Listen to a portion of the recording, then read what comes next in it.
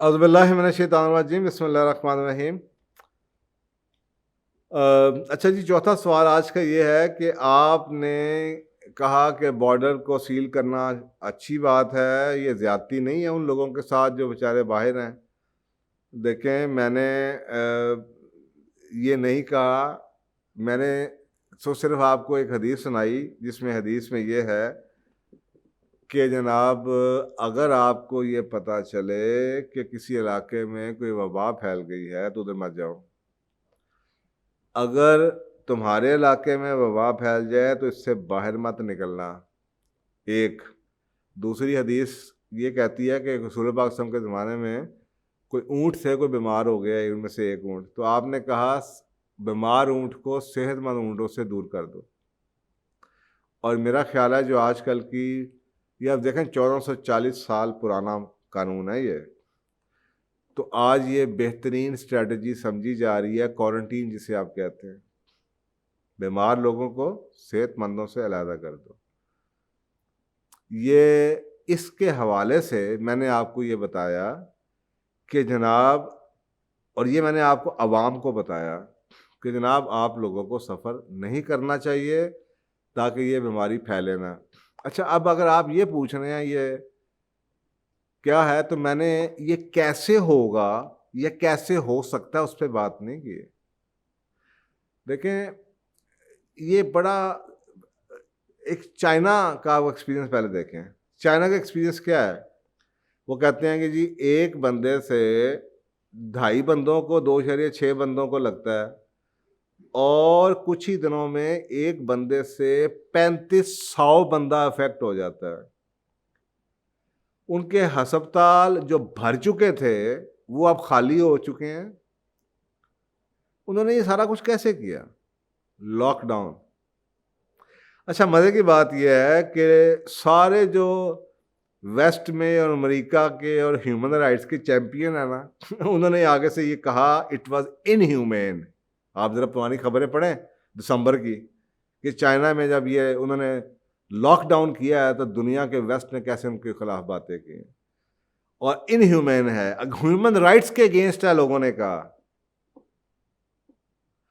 اچھا، میں پوچھتا ہوں لوگوں سے، واٹ اباؤٹ ہیومن سیکیورٹی؟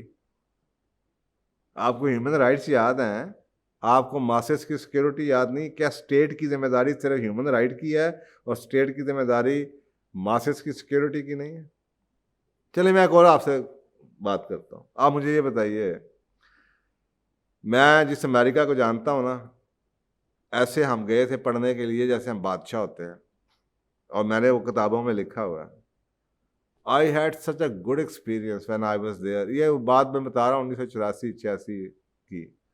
امریکہ بہت فرق تھا، اتنا پیار، مسائے، محبت، جناب جو آپ کے بیپٹسٹ چرچ کے لوگوں سے دوستیاں، اٹ واز کوئی ڈر نہیں ہوتا تھا، کچھ نہیں تھا، نہ کوئی جناب یہ کہ آپ کو دین کی وجہ سے، آپ کوئی مسلمان ہونے کی وجہ سے کوئی ٹیررسٹ کہے گا، کوئی یہاں پہ شک کرے گا، آنا جانا۔ It was a wonderful experience.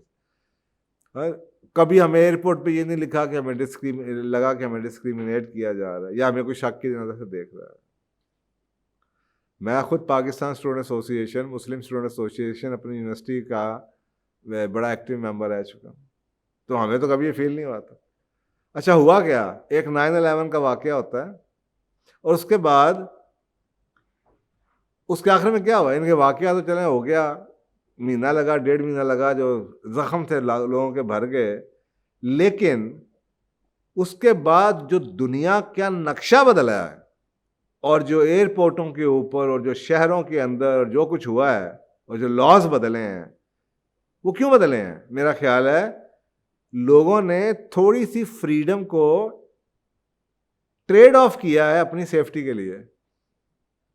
اب جس طریقے سے آپ کو ایئرپورٹ کے اوپر جناب جوتے اترواؤ تو یہ کرا تو وہ کرا، اور کپڑا اتارو اور جناب سامان کھولو، جس طریقے سے اب ہوتی ہے ایسے ہمارے دور میں نہیں ہوتی۔ ہم بڑے دھڑلے سے جناب جب دل کرتا تھا جدھر دل کرتا تھا جاتے تھے، یونیورسٹیاں ایسے مزے سے ہم جایا کرتے تھے، ہوٹلوں میں گھس جایا کرتے تھے۔ اب تو اللہ اللہ ایسا لگتا ہے جیسے ہر چیز قلعہ ہے۔ تو یہ کیوں ہوا؟ تو یہ اس لیے ہوا کہ لوگوں نے اپنی فریڈم کو، تھوڑی سی فریڈم کو کمپرومائز کیا گریٹر گڈ کے لیے. اب لوگ لائن میں لگ جاتے ہیں، اتنا کچھ برداشت کر رہے ہیں کیونکہ یار جہاز کی، یار میں نے اس جہاز میں جانا ہے، چلو یار کوئی بات نہیں، اتنی ہونی چاہیے، کھانا کھاتا ہے کوئی اس کے اندر دھماکہ ہو گیا تو کیا ہوگا. تو اسی طریقے سے کورونا کے بھی کیس، اور جو ٹیررزم کے باقی واقعات ہوتے رہے اس میں یہی ہوتا رہا. تو اسی طریقے سے کورونا کے کیس میں بھی آپ کو آئی تھنک تھوڑی سی فریڈم کو کمپرومائز کرنا پڑے گا گریٹر گڈ کے لیے. اور چائنا نے یہ کیا اور اس پہ انگلیاں اٹھائی گئیں. یہ ڈبل سٹینڈرڈز کی بات ہو رہی ہے. اپنے لیے ان کے کچھ اور سٹینڈرڈ ہے، ویسٹ کے لیے دوسروں کے لیے کچھ اور سٹینڈرڈ. تو بھائی I think we should respect that, they did a wonderful job. اور یہ عین شریعت کے مطابق تھی، لیکن یہاں پہ کوئی بات نہیں کرتا. اچھا اب آپ یہ دیکھیے، میں نے اس پہ بات نہیں کی کہ اس کو عملی جامہ کیسے بنانا ہے. دیکھیں اسلام کے اندر ایک بڑا خوبصورت کانسیپٹ ہے، اور وہ کانسیپٹ کیا؟ اجتہاد. حدیث اٹھائی گئی، آپ کے علماء سر جوڑ کے بیٹھ جائیں اور کہیں جی حدیث کہتی ہے کہ صحت مندوں کو بیماروں سے علیحدہ کر دیا جائے، یا یہ کہتی ہے کہ جناب باہر کے لوگ اندر نہ آئیں، اندر کے لوگ باہر نہ جائیں. اس کو اب عملی جامہ کیسے بنانا ہے؟ اگر سائنس ہمیں ہیلپ کرتی ہے، ٹیکنالوجی ہمیں ہیلپ کرتی ہے کسی اور طریقے سے اس کو عملی جامہ پہنانے کے لیے تو ضرور کریں. میں نے اس پہ بات نہیں کی کیونکہ یہ حکومت کا ایشو ہے نا، یہ آپ کا ایشو، ایک عام آدمی کا ایشو نہیں. میں نے تو صرف جنرلی حدیث بتائی تھی. اب لوگ اس میں اندر سے بھی ایک چیز نکال لیتے ہیں جو کہ شاید ان کے لیے میٹر نہیں ہوتی. تو دیکھیں اس کو فرض کریں عملی جامہ اجتہاد ہو رہا ہے، تو کہا جاتا ہے کہ دیکھیں جی ہم نے اپنے ملک کے 12 میں سے 10 ایئرپورٹ بند کر دیے ہیں، یہ 2 ایئرپورٹ ہم نے کھول دیے ہیں.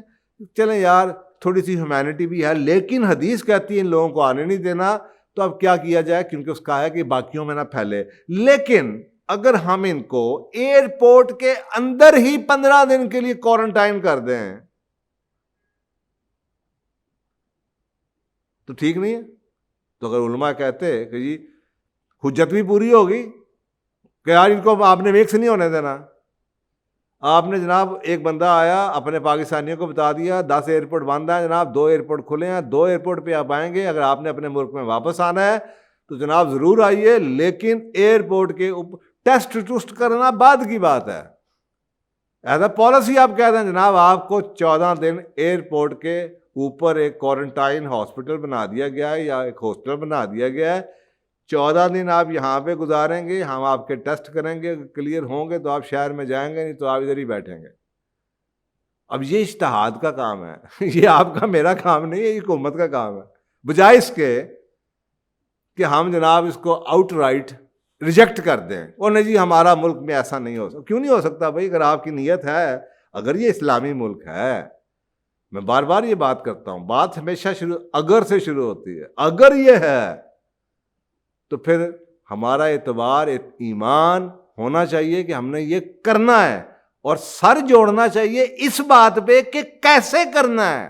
اس پہ نہیں جوڑنا چاہیے کہ کرنا ہے یا نہیں کرنا، اس پہ اختیار نہیں ہے. اللہ اور اس کے رسول، وہ ہے نا کہ وَأَطِیعُوا اللَّهَ وَأَطِیعُوا الرَّسُولَ.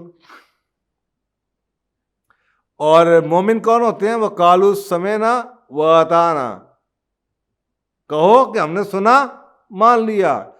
دین کے اوپر ڈیبیٹ نہیں ہوتی. اسلامی ممالک میں اس پہ ڈیبیٹ نہیں ہونی چاہیے. بھئی یہ حدیث ہے، یہ تو ہوگا جناب، سر جوڑیں کیسے ہوگا اس پہ نہ جوڑیں کہ ہونا چاہیے کہ نہیں ہونا چاہیے. تو آئی تھنک اس کے بڑے طریقے ہو سکتے ہیں. میرا ضروری نہیں تھا کہ میں نعوذ باللہ اتنا ظالم ہو رہا ہوں اور میں آپ کو کہہ رہا ہوں کہ خبردار کو ملک میں آنے سے روک دیا. جب بھی اگر آپ نے آنے دینا ہے، کوئی وجوہات ہیں یا اس ملک میں کوئی وجہ ہے، وہ کہہ رہے ہیں واپس بلا لو، ان کے ویزے ایکسپائر ہو رہے ہیں، کوئی اور ٹیکنیکل ایشوز ہیں، تو خدایا اس کو اجتہاد کر کے کہ اس کا مطلب نکالو اس حدیث کا کیا ہے کہ بھئی ان کو مکس اپ نہیں ہونا چاہیے. تو آپ تو ان کو مکس اپ کیے جاتے ہیں، آپ ان کا جناب ٹیمپریچر نوٹ کرتے ہیں، ان کو کہتے ہیں جائیں جی آپ کو بخار نہیں پتہ چلتا 4 دن کے ایسے کیسز ہوئے ہیں. ایسے ایئرپورٹ نے کلیئر کیا، باہر جا کے پتا چلا 6 دن کے بعد اس کو بیماری نکل رہی ہے اور لوگ آئی جا رہے ہیں.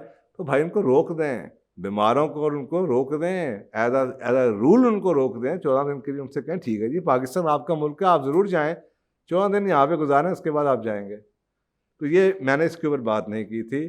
سو میرا خیال ہے کہ کئی باتیں میں چاہتا بھی نہیں کہ میں جواب دوں، اور میں چھوڑ دیتا ہوں. یعنی میرا یہ وہ نہیں ہے، یعنی کہ میں دس از ناٹ مائی ایجنڈا، میں کوئی سیاست کے اوپر بات نہیں کرنا چاہتا. لیکن اگر آپ نے سوال پوچھا ہے تو اس میں کوئی ایسی بات آ رہی تو پلیز ڈونٹ ازیوم. میں اپریشیٹ بھی کرتا ہوں کہ آپ سوال پوچھ لیتے ہیں، کلیریفیکیشن لے لیتے ہیں، بجائے اس کے کہ آپ گھر میں بیٹھے کہنے بہت ہی پاگل آدمی ہے یار، یہ تو اس کو تو سمجھ ہی کچھ نہیں، اس کا تو اپنا کوئی جائے تو اس کو تکلیف کا احساس ہوگا. نہیں، مجھے پتہ ہے، میں کوئی ایسی باتیں ہوائی نہیں کرتا، میں سوچ سمجھ کے بات کرتا ہوں. اگر سوچ سمجھ کے بات کرتا ہوں تو وہی بندہ سوچ سمجھ کے جس کے پیچھے اس کے بعد کوئی سلوشن ہوتا ہے. وہ میرا ایمان ہے کہ رب اور دین کے اندر مکمل ہے. اگر دین مکمل ہے تو پھر میرا ایمان ہے کہ مجھے سوچنا اس کا کوئی نہ کوئی سلوشن مجھے مل جائے گا. سلوشن یہ نہیں ہوتے کہ جی دین کی بات کو آج کل نافذ نہیں ہو سکتا، سلوشن یہ ہوتا ہے کہ دین کی بات کو نافذ کیسے کرنا ہے. آئی ہوپ کہ آپ کو میری بات سمجھ آ گئی ہوگی. جزاک اللہ. السلام علیکم دوستو، پوچھو اور جانو کہ یہ سیشنز آپ کی پرزور گزارشوں پہ شروع کیا گیا تھا. ہماری آپ سے یہ گزارش رہے گی کہ ان ویڈیوز کو زیادہ سے زیادہ آگے تک پہنچائیں اور صدقہ جاریہ میں شریک ہوں. کیا پتہ آپ کی شیئر کرنے سے کتنے گھر ان کے حالات بدل سکتے ہیں اور آپ صدقہ جاریہ کا حصہ بن سکتے ہیں. جزاک اللہ خیر. جزاک اللہ آپ ساروں کا. نیو سبسکرائبرز ہیں، جو اولڈ سبسکرائبرز ہیں، جو لوگ سوال بھیج رہے ہیں ڈھیر سارے فائز حسن سیال صاحب کے چینل پہ. اس آفر کی دیگر معلومات کے لیے آپ ہمیں کانٹیکٹ کر سکتے ہیں 0333483742 پر. یہ آفرز آپ لوگ جیت سکتے ہیں اگر آپ لوگ 3 مہینوں کے اندر 100 سبسکرائبرز پر فائز حسن سیال صاحب کی ایک کتاب جو کہ ان کے اپنے ہاتھوں سے سائن کی گئی ہوئی ہوگی وہ آپ کو مل سکتی ہے. 300 سبسکرائبرز کے اوپر آپ کو 50% ڈسکاؤنٹ کا واؤچر فائز حسن سیال صاحب کے سیمینار کا مل سکتا ہے. آپ کو 1000 سبسکرائبرز کے اوپر فری پاس مل سکتا ہے فائز حسن سیال صاحب کے سیمینار میں. 3000 سبسکرائبرز کے اوپر آپ فائز حسن سیال صاحب کو ایک 1-on-1 کوچنگ سیشن میں مل سکتے ہیں جس کی ڈیوریشن 1 آور ہوتی ہے ایز پر اسٹینڈرڈ پالیسی.